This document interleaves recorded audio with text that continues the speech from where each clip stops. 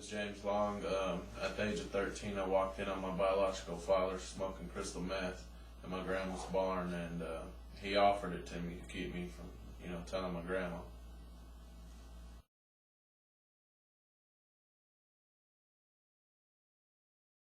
The next 7 years after that, I was in and out of jail.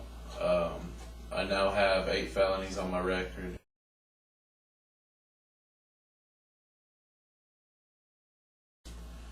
I've witnessed things, I never thought I would. Witnessed one of my friends getting murdered. I was actually shot myself. That's when, I came to realize that there was a higher power.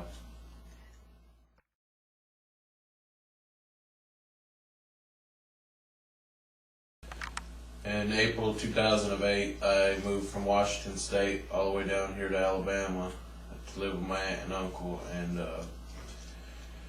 about, I want to say, 6 months after I came down here, we started coming to church. I came to church for about 6 months. I wasn't really sure.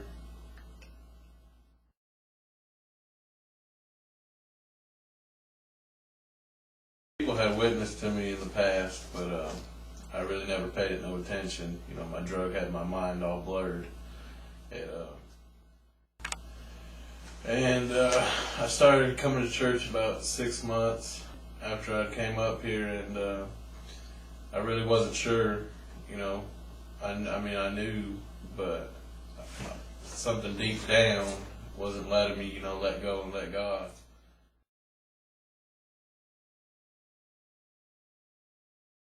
One day, Brother Billy was preaching a sermon. I can't really remember what it was, and I felt the feeling that I had heard people talk about, getting pulled to the altar, not going up there yourself, getting pulled. And that day I went up there and I was saved.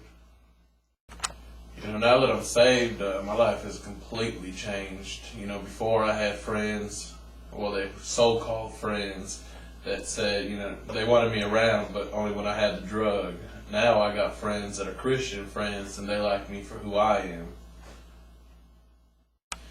And, before I had to look over my shoulder all the time, thinking the cops are coming, paranoid, just not knowing who I made mad, not knowing what was going to happen next. I've been in so many fights, I can't even think about it. I've been jumped by numerous times by people.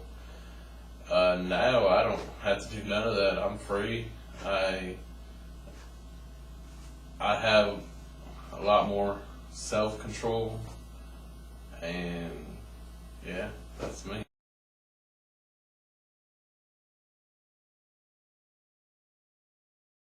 And I just want to let everybody know out there, a drug is a drug is a drug, and once you take that first hit, from that day on, unless you got a higher power, you got really people, there to watch over you, like my uncle and my aunt did, then, it's hard. You can't really get off of it.